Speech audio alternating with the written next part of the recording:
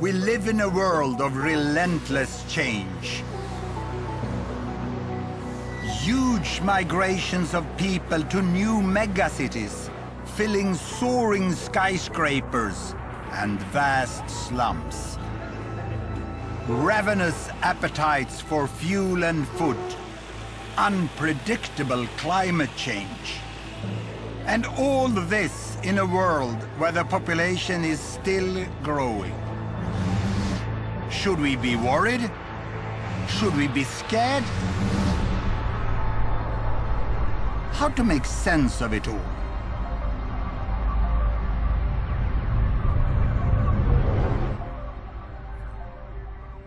"7 billion people now live on this planet of ours. Isn't it beautiful?" But when some people think about the world and its future, they panic. Others prefer not to think about it at all. But tonight, I'm going to show you how things really are. My name is Hans Rosling. I'm a statistician at... No, don't switch off. Because with the latest data from all countries, I'm going to show you the world in a new way. I'm going to tell you how world population is changing and what today's data tell us about how the future of the world will be. We undeniably face huge challenges. But the good news is that the future may not be quite as gloomy and that mankind already is doing better than many of you think.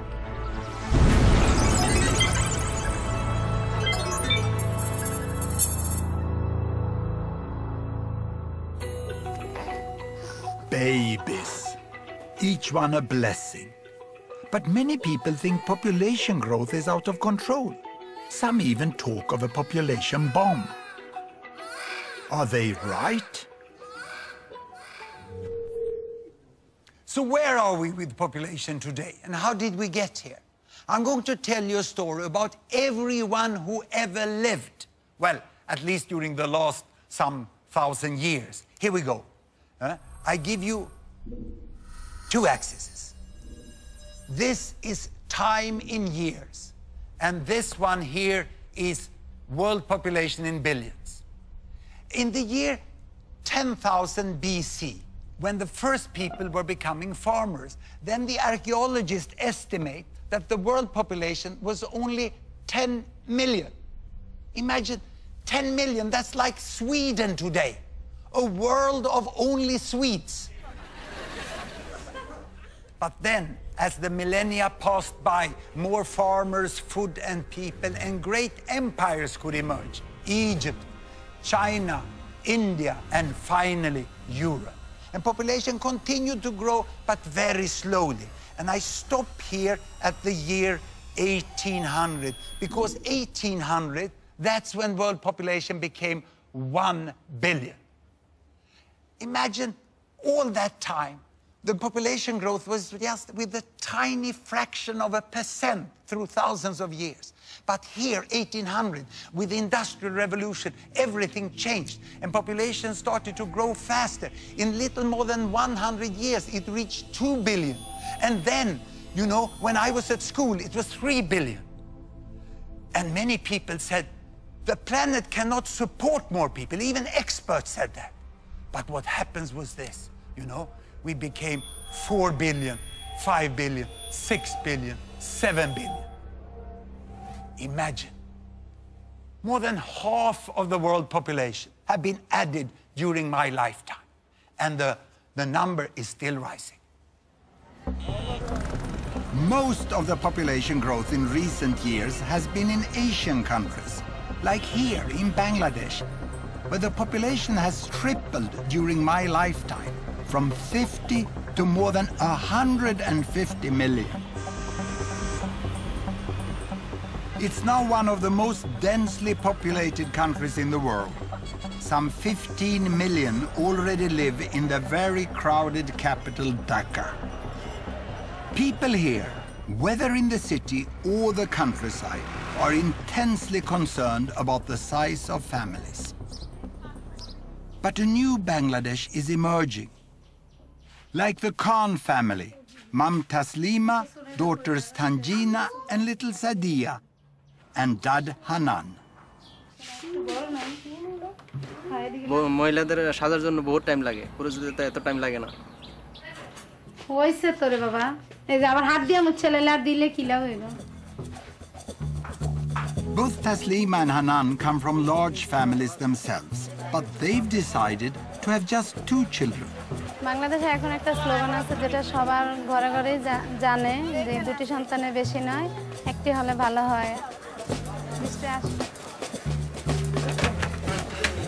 আমার ভাগ্য ভালো যে আমাদের 2টা সন্তান, অনেক সন্তান হইলে তো তাদের খরচা দিতে পারতাম। 2টা সন্তান যে মনের মতন তো তাদের যেটা চাওয়ার এটা পূরণ করতে পারতেছি। তোমার আর কি? আমার পকেট খালি হয়ে গেছে। Taslima and Hanan are part of a cultural shift away from big families. And for Taslima, it's also become a job.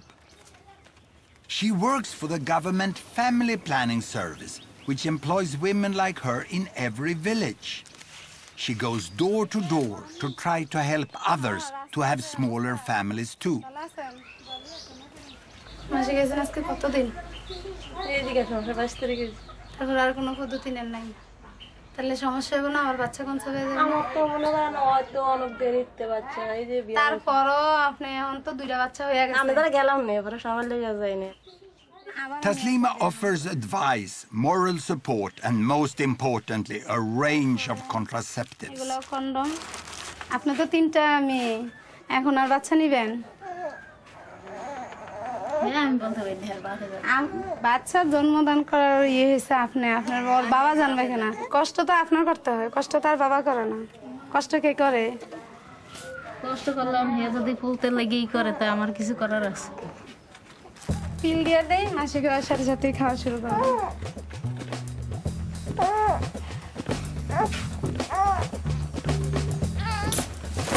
যে অনেক যারা একটু কম শিক্ষিত এরা বুঝতে চায় না, বুঝাতে হয়, অনেক সময় লাগে এই আর কি।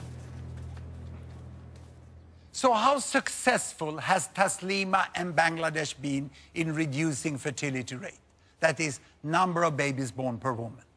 In Sweden, we set up Gapminder Foundation to make the world's data available in a way that everyone can understand. So I can show you the situation in Bangladesh and what has happened. Here, a horizontal axis, babies per woman, all the way from 1 to 2 to 7 to 8. And here, a vertical axis, that is lifespan, life expectancy, how many years a newborn can expect to live, from 30 all the way up to 90. Now, we start in 1972, a very important year for Bangladesh, the first full year of independence. That year, Bangladesh was over there, and they had on average 7 babies per woman, and lifespan was less than 50 years. So what has happened after independence? Have life become longer in Bangladesh? Have children become fewer? Here is the data. I start Bangladesh. Indeed, you know, life is getting longer and babies fewer, 6, 5, and life even longer, 4, 3, and they land now almost to 2. It's 2.2, and the lifespan is 70. It's absolutely amazing. In 40 years, Bangladesh have gone from 7, 6, 5, 4, 3, 2. It's a miracle that has happened in Bangladesh. But is it only in Bangladesh? Well, I'll show you the whole world. I will go back 50 years in time to 1963. Here are all the countries. And these green ones is America, North and South. The yellow ones is Europe, East and West. And blue is Africa, North and South of the Sahara. And red is Asia, and we include Australia and New Zealand. The size of the bubble show the size of the population. Look, the big ones over there is China and India, and Bangladesh is just behind. In 1963, the average number of babies born per woman in the world was 5. But it was a divided world. Can you see that? These countries over here, the developed countries, they had small families and long lives. And then there were the developing countries over here, and they had large families and short lives, and very few were in between. But now we'll see what has happened. I start the world Here we go. And you can see that China is getting, the big bubble is getting to better health, and then they start family planning, they move along to smaller families, and the big green, look at Mexico. Mexico is coming there, and this is Brazil also, the green in Latin America, and here India is following. India is following. The big red bubbles are Asian countries going this way. Many Africans are still with many babies born per woman, and then Bangladesh over there overtakes India on its way to the small family, and now almost all go up to this bubble. Even Africa now starts to move. Ooh, that was the earthquake in Haiti. And now everyone ends up there. What a change we have. Today, you know, in the world, the average is 2.5. Imagine, you know, it used to be 50 years ago 5, and the world has changed. The average number of babies born per woman have gone from 5 to 2.5, and it's still decreasing. What a big change. People would think that Bangladesh and countries like that is some sort of epicenter of a population bomb. They couldn't be more wrong. To me, health workers like Mrs. Taslima and their colleagues, who have taken their countries from this side all over in a few decades to much better health and small families, they are the heroes of our time. It's an amazing change that has happened. We no longer live in a divided world. But how much do people know about this amazing change? At Gapminder, we not only show data, we also measure how much people know or don't know about the world. So we did a first survey in Sweden. The results were depressing. So we did our second survey in Britain. And we had high hopes because the British have been all over the place, you know. So we thought we would get good results here. The first question we asked was, how many babies do women have on average in Bangladesh? And we gave 4 alternatives: 2.5, 3.5, 4.5, or 5.5. This is the result of the British survey.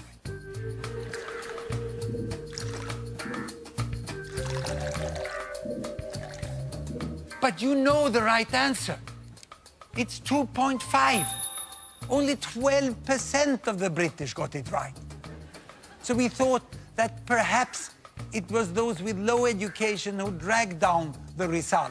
So we segmented those who had been to the fine British universities and had a university degree. And here they are. This is the result.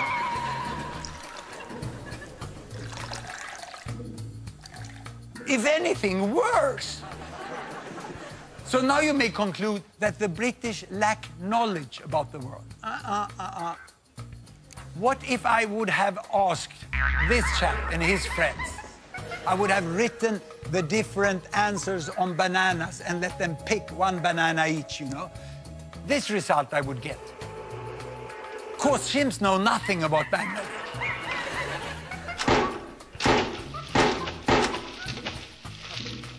But by pure random, they will pick twice as many correct answers as the British. And of the British, you know, more than half of the British people think it's 4.5 or more. The problem here is not lack of knowledge, it's preconceived ideas. The British cannot even imagine, cannot even guess that women in Bangladesh have 2.5, and you know it's really 2.2 already. This is what the Brits don't know, that Taslima and her family are the norm in Bangladesh today, the most common family size. And it's not only there, it's all over the world. In Brazil, 2-child families. Vietnam, 2-child families. And even in India, the most common family size is 2 children today. And also, if you go to the African continent, you go to the big cities here, Addis Ababa, you have less than 2 children per woman today in Addis Ababa. There can be Muslim, Buddhist, Hindu, Christian. There's not one religion, not one culture, not one continent where 2-child families cannot happen. This change from big families down to 2-child families is one of the most important things that have happened in the world during my lifetime. It's unprecedented in human history.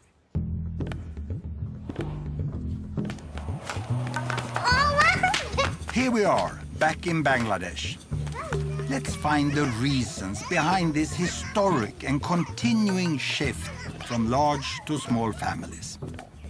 Almost all girls in Muslim Bangladesh, like 15-year-old Tanjina, go to school today. The government now even pays families money to keep their daughters on at secondary level.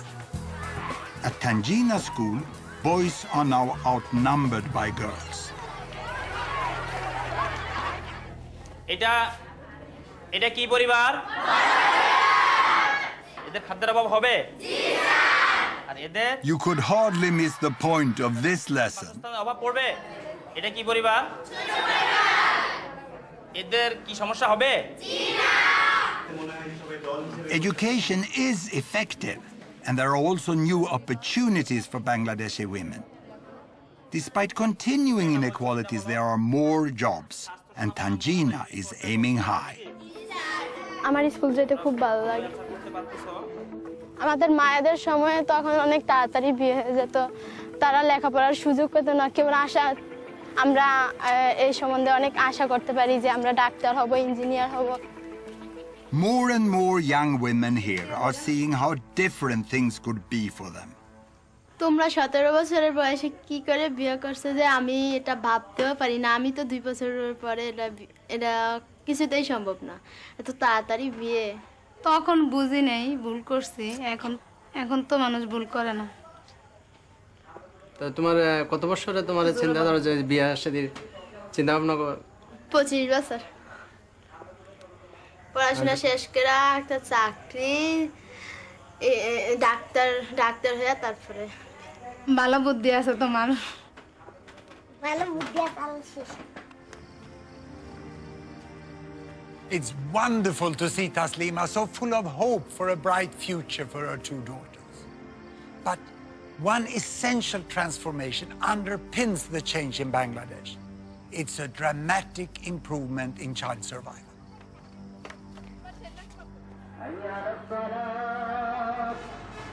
It's Ramadan, the Muslim month of fasting and reflection. At this auspicious time, Hanan is helping his parents to tend the family graveyard.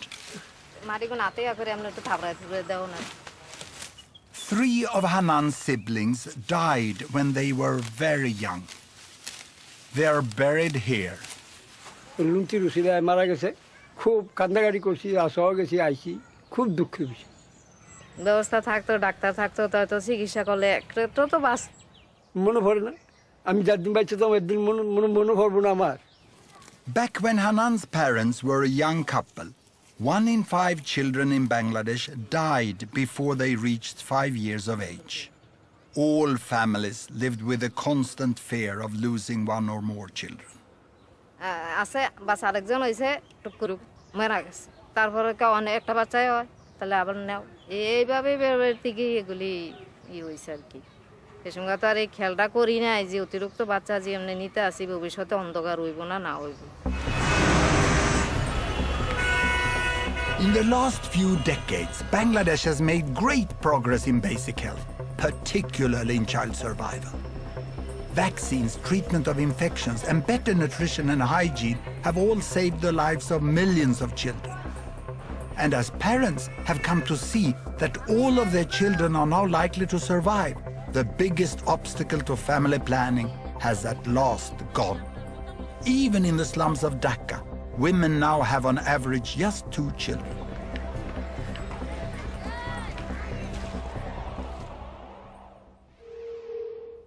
Child survival drives everything. Let's go back into history. Why did the world population grow so slowly before 1800? Well, throughout history, all historical records show us that on average, 2 parents got more or less 6 children. But that looks as a very fast population growth. So why didn't it grow? Because 1, 2, 3, 4 of the children died before growing up to become parents themselves. People in the past never lived in ecological balance with nature. They died in ecological balance with nature. It was utterly tragic.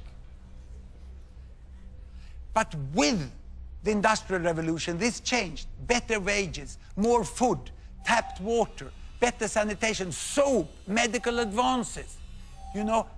So why did then, from all these advances, why did population grow? Was it because they got more children? No.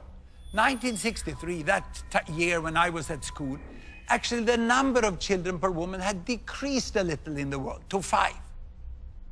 And the reason for the fast population growth was the improved child survival. 4 survived at that time. But still, 1 out of 5 died. That was still terrible. So it's only in the recent decades that most of the countries have taken big leap forwards in child survival and in family planning, so that we are now approaching the new balance. And it's a nice balance. 2 parents on average get 2 children that survive. We have families in a very happy balance. This is the most normal family situation in the world today. And what does this mean for the future here? I will show you the projection, the best projection into the future from the finest demographers we have at the Population Division of the United Nations. And it looks like this. It's going to continue first up to 8, and then it goes up to 9, and then it goes here. But see, it's slowing down, it's slowing down. By the end of the century, it's becoming more flat there. And if I do a close-up on this, you can see that we are expecting a slowing down and the end of fast population growth. But of course, this is a projection that has a certain degree of uncertainty. But we are sure that we are at the end of fast population growth within this century. It's all due to a remarkable effect of the falling fertility rate. Look here, if we go back into this, I'll show this by showing you the number of children in the world. The number of children from 0 to 15 years of age. Here they come. Look, the number of children there increased slowly, and then also it increased rapidly. So by the turn of the century here, there were 2 billion children in the world. And to me, that was an important year, because that was when Doris was born. That's my first grandchild. And she was born at a very special time for children in the world, you know. Because the specialists, the demographers, estimate that from this year, the number of children in the world will continue like this. It will not increase any longer. By the end of the century, we will still have 2 billion children in the world. When Doris was born is when the world entered into the age of peak child. The number of children are not increasing. Now, this will confuse you, because how can then the total population grow like this if the children doesn't increase? Where will all these adults come from? And to explain that, I have to leave this fancy digital stuff and show you real powerful educational material we have developed. And it's here. I will show you the world population, ladies and gentlemen, in the form of foam blocks. 1 block is 1 billion. 1 block is 1 billion. And that means that we have 2 billion children in the world. Then we have 2 billion between 15 and 30 years of age. These are rounded numbers. We have 1 billion 30 to 45. We have 1 billion 45 to 60. And then we have my block, 60 years and older. We are here on top. This is the world population today. And you can see that there are 3 billions missing, like here. Only few of them are missing because they have died. Most of them are missing because they were never born. Because back then, you know, before 1980, there were much fewer children born in the world because there were fewer women giving birth to children. So this is what we have today. Now, what will happen in the future? Do you know what happens to old people like me? They die. Yes. There was someone here who works in hospitals. Yeah? So they die. The rest, they grow 15 years older and have 2 billion children. These ones are now old, time to die. And then these ones grow 15 years older and they have 2 billion children. This one die, and the rest grow 15 years older and have 2 billion children. And without increasing the number of children, without increasing the length of life, we have 3 billion people more by this big inevitable fill-up of adults, which will happen just when the large young generations grow up. Now, there's one more detail, which is good news for the older ones here, like me, that it's estimated that the old people will live a little longer. So we have to add 1 billion more for the old here on the top. And I'm desperately hoping that I will be part of that group, because then I can live long and read the annual statistic as they come reporting every year. But when I talk to many fine environmental activists, which are really have a good concern about the environment, they very often tell me, we have to stop population growth at 8 billion. But when I then talk with them, first they don't know that we have reached peak child. And then they are completely unaware that most of the remaining population growth is an inevitable fill-up of adults. So we will end up with more or less this amount of people. So we know how many billions there will be, but what about where they live? Now and in the future. There you have the world, and here are the 7 billion. Now, out of the 7 billion, 1 live in the America, North and South together. 1 in Europe, 1 in Africa, and 4 in Asia. So this is now, but how to remember this? I have a very simple way of remembering this. I put up the numbers like this, and then I say, this is the PIN code of the world, 1114. Now, what will happen up to mid-century? That we know fairly well. Europe, no increase. In fact, the European population is decreasing. In America, a little more people, mainly retired people in Latin America, so it makes no difference. It's more or less the same. In Asia, we will have 1 billion more. And then the population growth in Asia is over. In Africa, in the next 40 years, the population will double to 2 billion. Now, to the end of the century, well, we know quite well, no more people in Europe, no more in America, no more in Asia, but Africa is set, as we have data today, for another doubling. So there will be 4 billion in Africa. The 2100, and probably the final PIN code, will be 1145. So in 2100, there will be quite a different world. The people who live in what I call the Old West, in West Europe and North America, will by then be less than 10% of the world population. 80% of the world population will be living in Asia and Africa. But will there be resources enough to sustain them? Well, this will be a huge challenge, and nothing will come automatically. But my take is that it is possible for all these billions to live well together.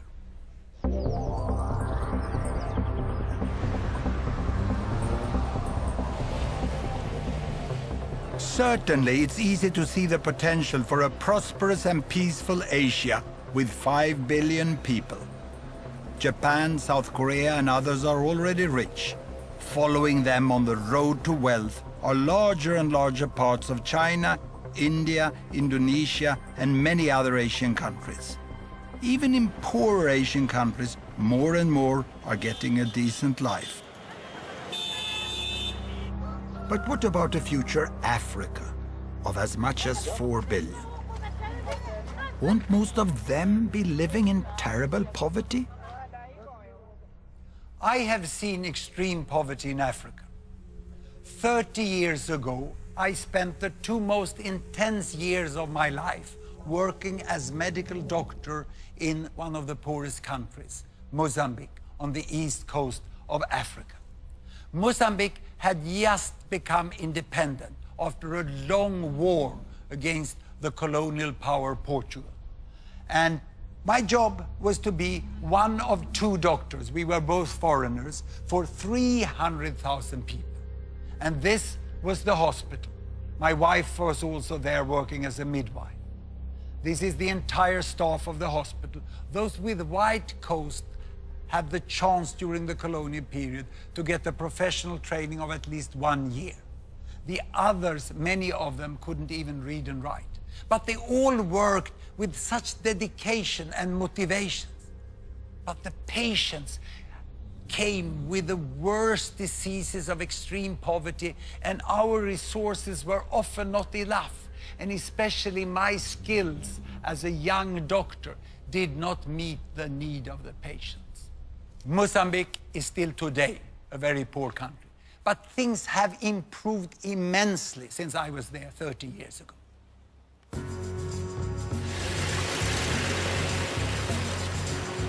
For a start, there's now a brand new hospital in the town where I worked 30 years ago.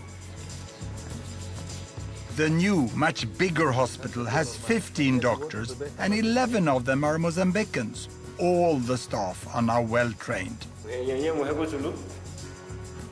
The director of the hospital is Dr. Kashimo, the obstetrician.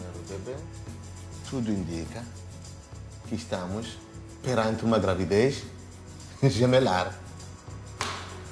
The transformation here is amazing to me. Temos o serviço de urgência, de pediatria e cirurgia e ortopedia.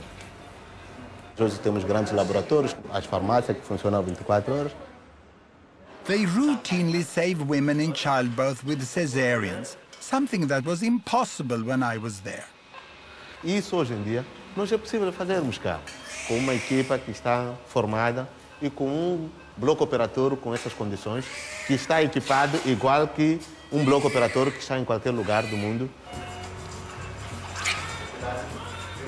Everything has improved so much. Those born in Mozambique today should have a much brighter future.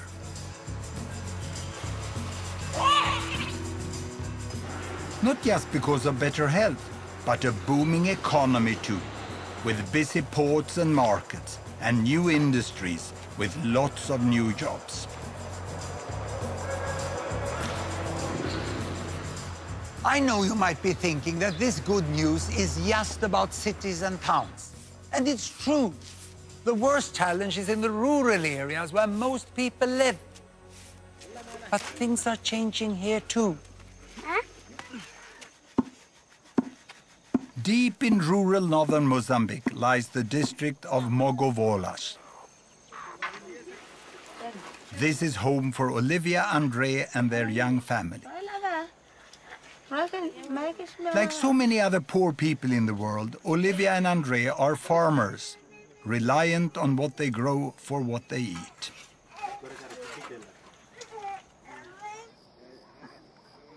It's 4 a.m.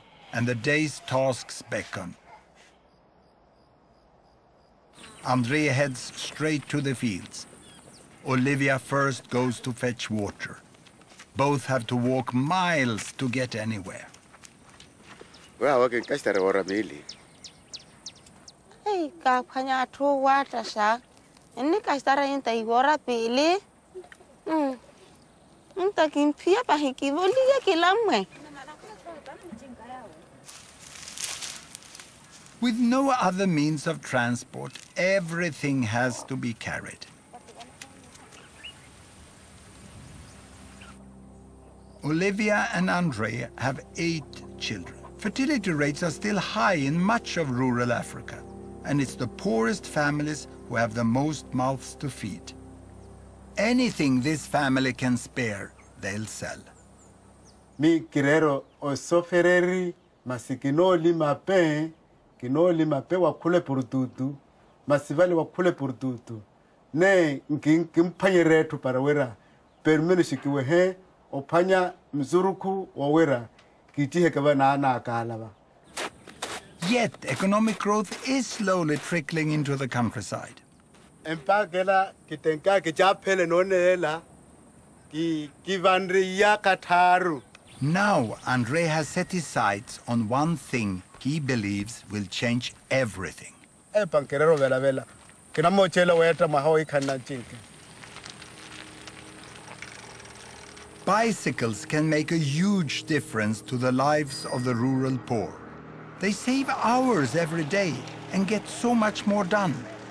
With a bicycle, they can carry much heavier loads to the market and earn more money. they can travel to find work. And if they get sick, they can reach a health clinic in time.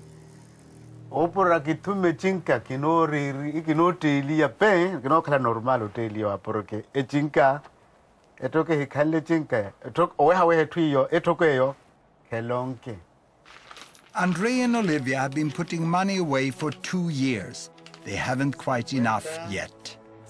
Everything now depends on the sesame seeds, which they are just harvesting. If they can get a good price, they might just make it. Andre and Olivia live in one of the poorest countries, and they live in the rural area, which is the poorest part of that country. So how many people are there in the world living like they? And how many are there that are poorer? I'm going to show you this yardstick. Very simple, poor and rich.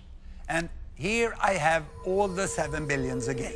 They are in a very simplified way lined up there from the poorest to the richest. Now, how much does the richest billion earn here in dollar per day? Well, let's look here. Ooh, it's coming up, it's coming up. Ooh, yo. I can't even reach $100 a day.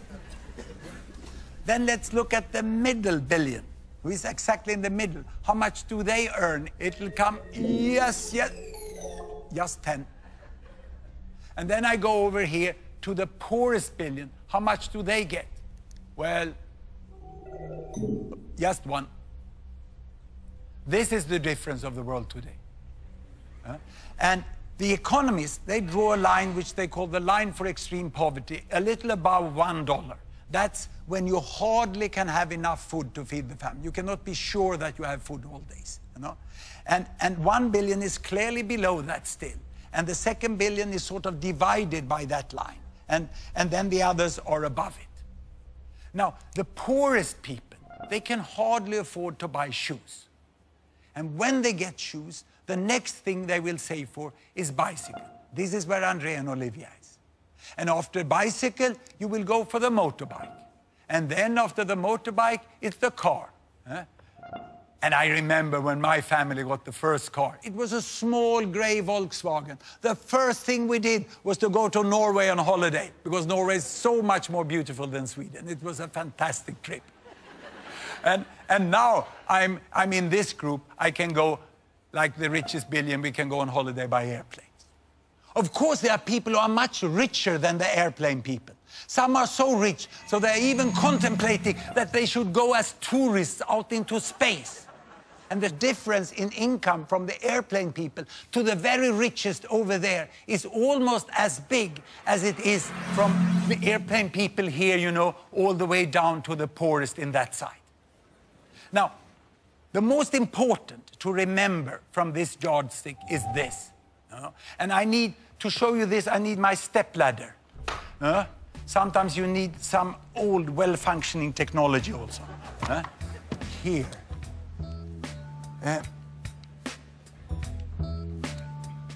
I can only reach up. Here they are. Now I'm at the top.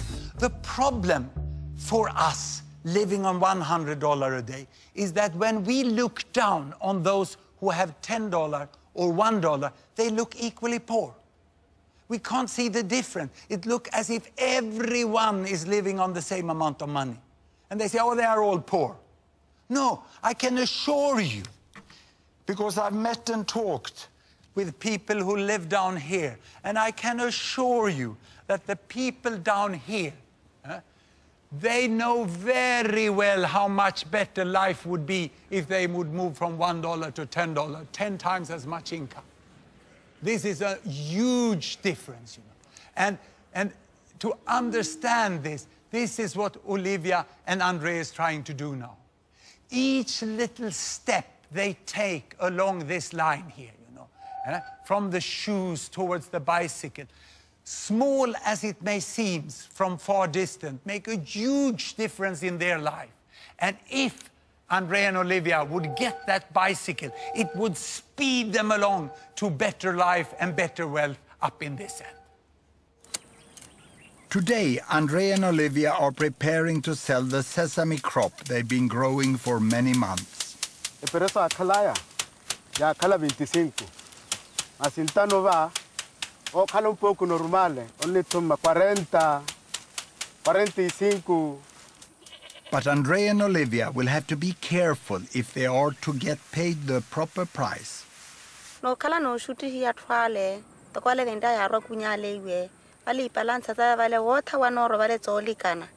Ahana tukwa kashininya le vanzuela yavo, akora pitari 10 kilo, vale nroku ma balansa vale hiyo ni pizza andre, balansa hu, enroku ma vale 30 awoito. Andre is going to do the selling, and for the last time, he hopes, he has to get help to transport the crop to market. Andre now needs to keep his wits about him. Hey, amigo, The deal is done, and Andre is happy with the price he's got.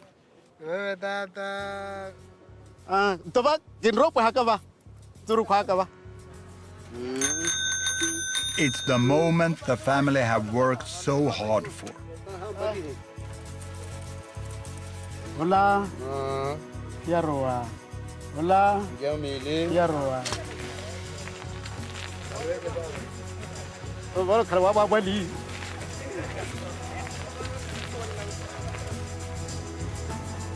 Andre's journey to market took all morning to walk.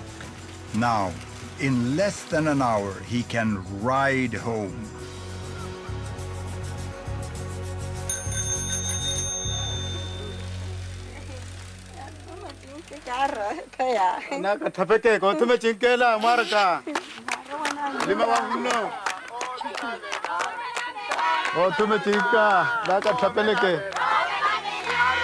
The bicycle is put to use at once. The children fetch water with it. Andrea carries more crops to the market. And just as importantly, Olivia and Andrea can now easily reach their lessons for adults, so they can learn better maths and how to read and write.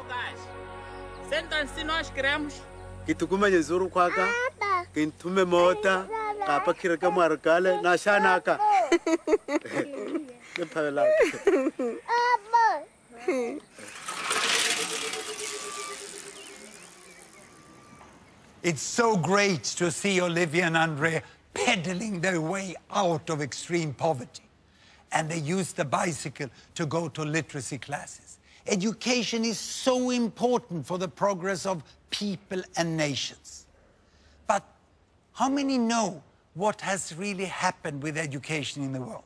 Time for the Great British Ignorance Survey again. Here we go. We asked what % of adults in the world today are literate, can read and write. Can I ask the audience? How many guess 20%? Hands up. 40%? 60%? And 80%? This is the result of the British sample.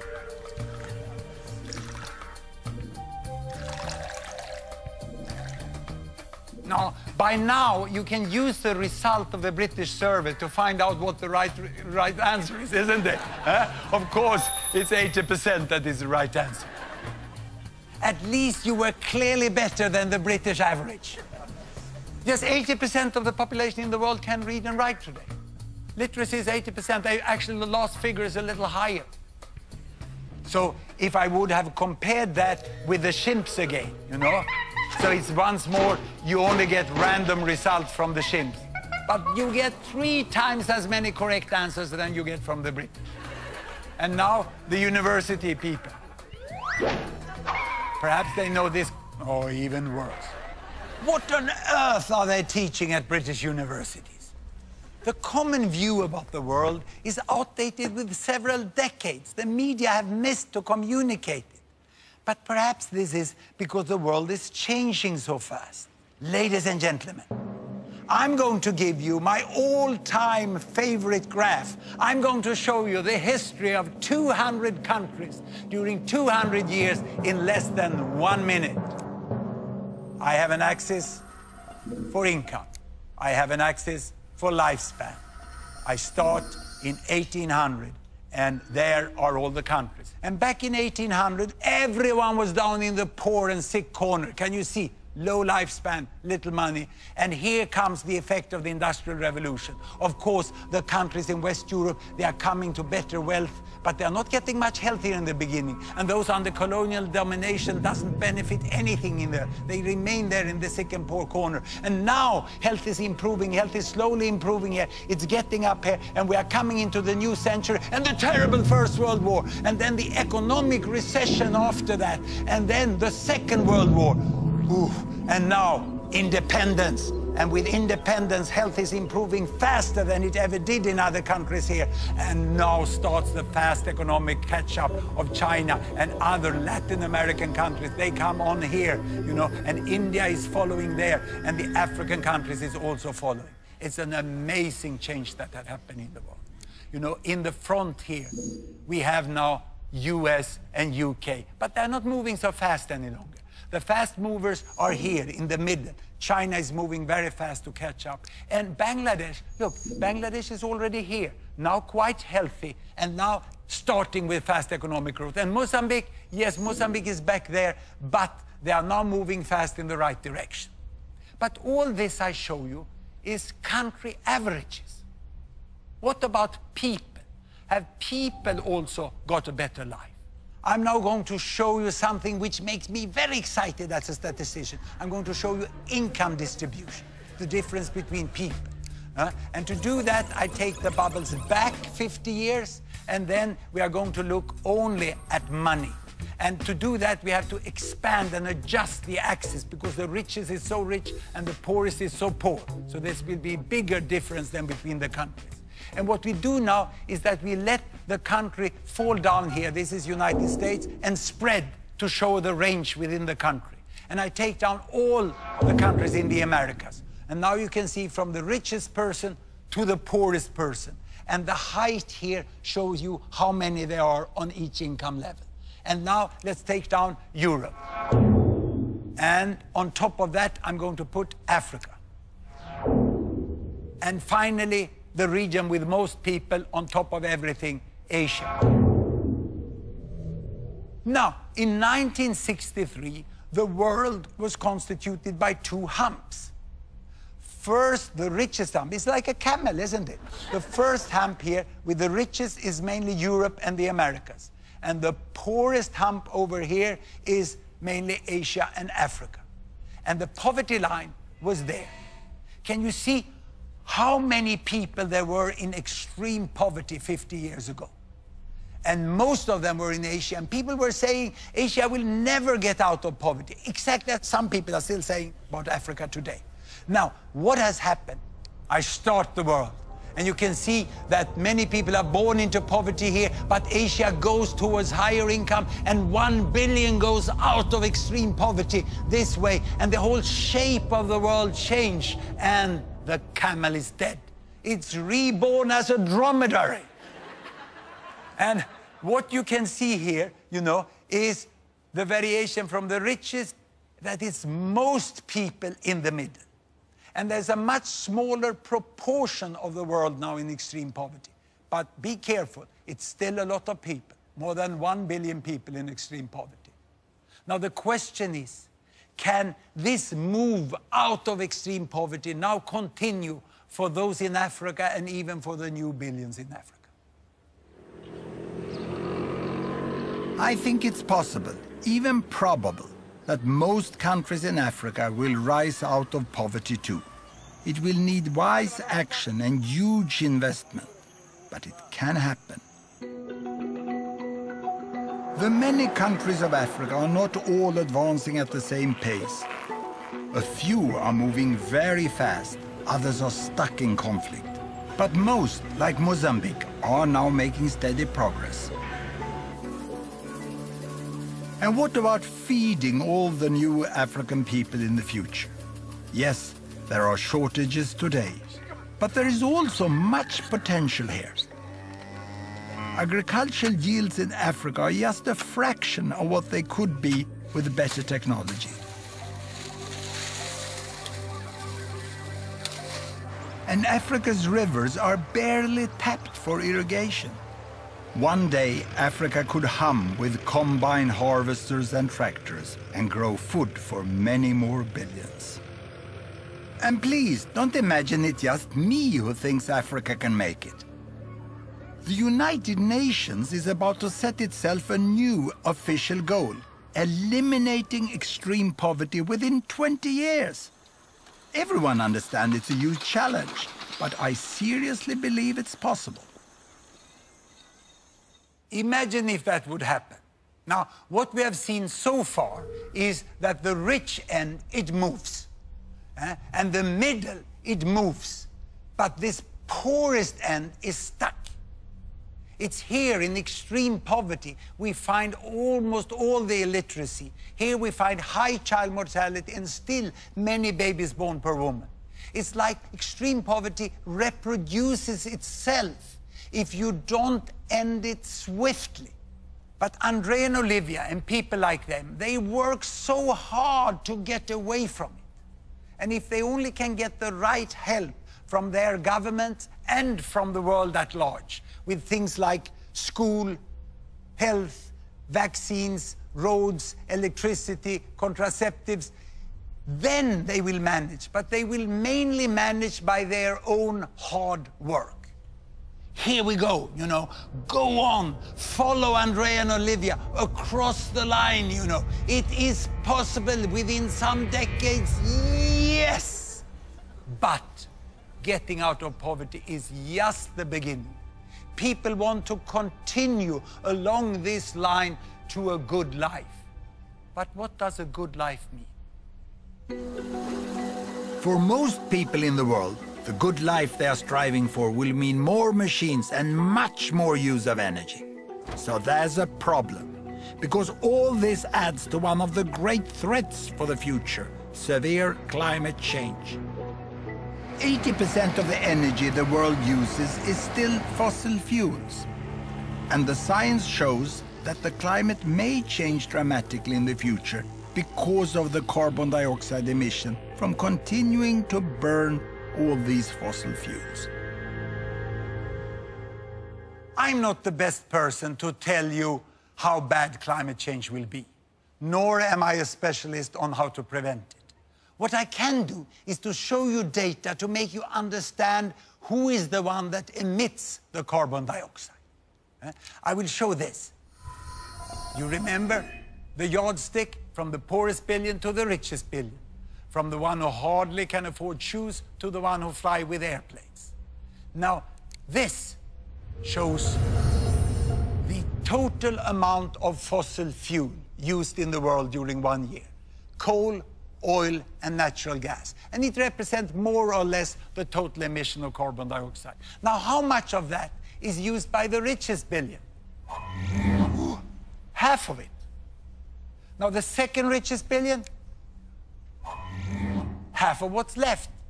Then you understand what the third use. Half of what's left. And the others use hardly anything. This is rounded numbers, but it clearly shows, you know, that almost all the fossil fuel is used here by the 1, 2, 3 richest billions. More than 85% they use. Now, the richest billion here at least have stopped increasing, but we are yet to see whether they will decrease. And in the coming decades, it's the economic growth of these two that will increase the fossil fuel use and the carbon dioxide emission. Even if these ones over here come out of extreme poverty and get richer all the way to the motorbike, that doesn't contribute much to the emission of carbon dioxide. And regarding population growth, most of the additional billions in the next 40 years will be in this group here. But still, if you ask people in the richest end, they seem to get everything wrong. They look down on the world from their very high emission, and then they say, oh, those over there, you cannot live like us. You will destroy the planet. You see, I find the argument from the people here catching up to be much more correct and logic. They say, who are you to tell us that we can't live like you? You better change first if you want us to do it differently. There are many essentials to having a good life that billions in the world do not yet have.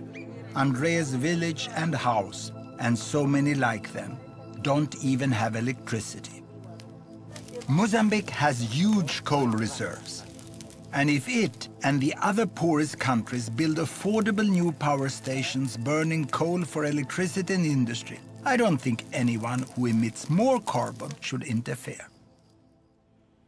Now, what I'm going to do is ask you 2 questions that I often ask my Swedish students. The first one is this: how many of you have not traveled by an airplane this year? Quite a few can do without flying. So the next question is, how many of you have stayed away from washing machines and you have hand washed all bed sheets, clothes and laundry during the last year? I thought so. No one. Everyone who can afford use washing machine, even the hardcore in the environmental movement.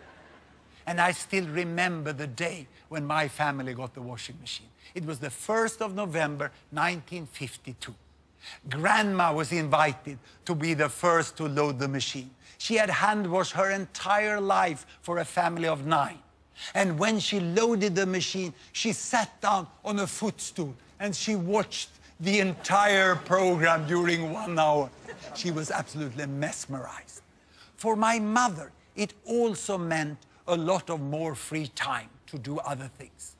She could read books for me. I think that's what made me professor. No wonder we said, thank you, steel mill, thank you, washing powder factory, thank you, electrical power station. Now, when thinking about where all this leaves us, I have just one little humble advice to you. Beside everything else, look at the data. Look at the facts about the world, and you will see where we are today and how we can move forwards with all these billions on our wonderful planet. The challenge of extreme poverty have been greatly reduced, and it's for the first time in history within our power to end it for good. The challenge of population growth is in fact already being solved. The number of children have stopped growing. And for the challenge of climate change, we can still avoid the worst. But that requires that the richest, as soon as possible, find a way to set their use of resources and energy at a level that step by step can be shared by 10 billions or 11 billions by the end of this century.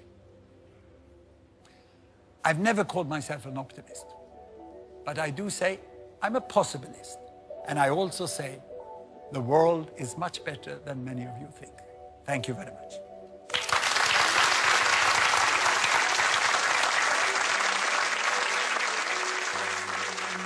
To test your own assumptions about the world and to explore the issues behind the numbers, go to bbc.co.uk/don'tpanic, where you will find links to the Open University's free learning website, Open Learn. You'll also find links to Gapminder, where you can explore all the data and its sources.